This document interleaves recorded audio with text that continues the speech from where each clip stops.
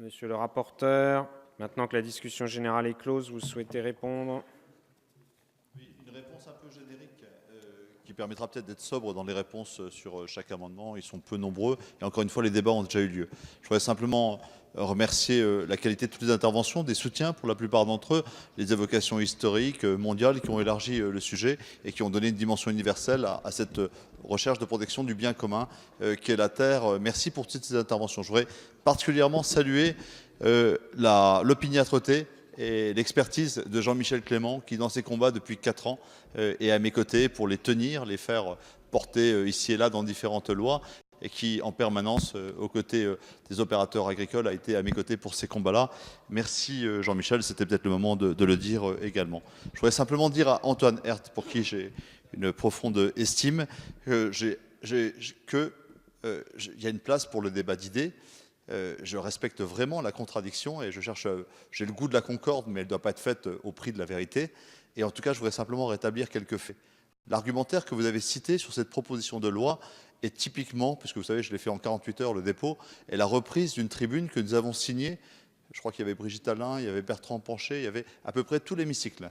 Elle a été publiée dans la France agricole, elle était unanimement partagée. J'en ai repris simplement les mêmes termes dans l'exposé des motifs, parce qu'au-delà des Chinois de l'Indre qui ont été quelque part des lanceurs d'alerte, un arbre qui cache la forêt, nous savons que 99% des transactions sont nationales et que c'est l'accaparement par les plus gros propriétaires exploitants qui est le phénomène le plus dangereux pour le renouvellement des générations aujourd'hui et l'agrandissement équilibré des petites exploitations, bien plus que les opérateurs étrangers. Donc je ne retire rien à l'argumentaire qui a été le mien et qui a été très largement partagé sur cet hémicycle. Mauvais procès que de me faire caricaturer les propriétaires agricoles. J'ai rappelé, et je l'ai fait dans plusieurs discours, la terre de Zola pour dire que ce débat autour de la propriété, de l'usage et de la partition du foncier est un débat vieux comme l'humanité et que Zola l'a traité de manière extraordinaire. Il y a toujours eu un courant conservateur, un courant libéral et puis un courant que je pourrais qualifier de social-démocrate, mais qui très largement a fait consensus dans ce pays. J'observe qu'aujourd'hui, à droite, il peut diviser, mais je n'en tire aucun bénéfice, je constate simplement. Je le constate parce que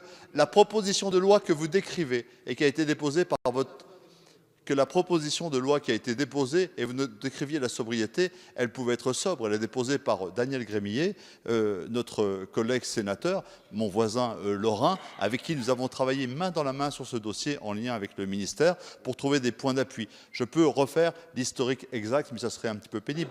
L'initiative vient de la Commission des affaires économiques, elle est améliorée par le gouvernement, elle est améliorée par le Sénat, elle est finalement reprise par la Commission des affaires économiques dans la forme actuelle, après tout ce dialogue qui a permis de réunir à 3 reprises l'ensemble des organisations agricoles qui avaient un quasi-consensus, à l'exception de la coordination rurale, qui elle-même, moins qu'une censure, mais une sorte de réserve sur ce que nous adoptons aujourd'hui. Donc voici le travail que nous avons fait. Parler d'émotion, d'improvisation ou de fausses querelles avec le Sénat est totalement déplacé, puisque c'est main dans la main. Nous avons construit des accords en CMP et des solutions réalistes, mesurées, puisqu'elles ne concernent que le flux de foncier. Elles sont uniquement réservées aux opérations qui sont au-delà des quotités de foncier prévues dans les schémas régionaux des structures et qu'elles sont appliquées uniquement à la démesure, ce qui a toujours été la vocation des lois d'organisation agricole. D'accord avec vous pour parler des investissements autres qu'agricoles dans le portage de la propriété. Je pourrais vous raconter des aventures associatives, non seulement avec Terre de Liens, mais pour la rénovation du vignoble chez nous. 150 citoyens qui aident 2 jeunes viticulteurs à s'installer. Ils ne sont pas dans une logique de CAC 40, ils sont plutôt dans une logique de livret A et de citoyenneté active sur leur territoire. Voici le modèle qu'ensemble nous pourrions avoir à cœur de développer sur nos territoires. Mais d'accord, oui, pour penser une grande loi foncière, la penser en des termes nouveaux et je l'espère dans une vue commune. Je voudrais dire simplement à Julien Dive qu'il pourra approfondir à travers l'excellent livre qu'on poursuit, Maud Blanc et Christian Huyghe, ce que sont les CEPP, parce que vos préoccupations sont parfaitement prises en compte. La simplification est quasiment extrême. Plus simple, ça devient difficile pour les opérateurs. Et secondo, les aléas climatiques, bien sûr.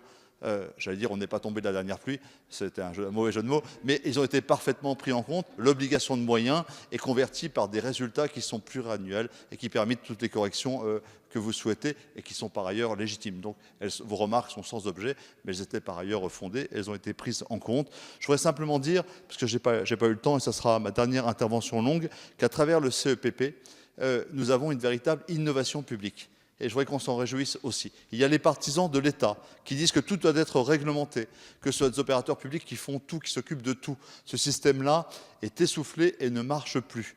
Et il y a une autre vision qui est libérale et que je qualifierais de naïve ou parfois d'ultralibérale, qui fait confiance entièrement au marché.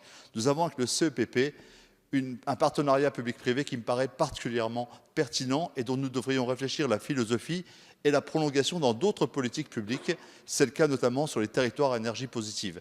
L'État fixe un cap, l'État certifie et c'est le marché, les opérateurs sur les territoires, le monde de l'entreprise, le monde associatif qui invente les solutions et c'est l'État qui apporte son certificat et qui est l'arbitre de ce jeu qui est un jeu très positif. Moi, je crois qu'en termes d'innovation publique, le CEPP, comme quelques autres procédures, disent ce que pourrait être demain un équilibre d'une volonté publique qui s'incarne dans les dynamiques du privé. Elles sont, je crois, dans 5 ans, ce sera une fierté commune. Et c'est nous, ce soir, qui l'aurons voté à la demande du ministre de l'Agriculture. C'est une fierté.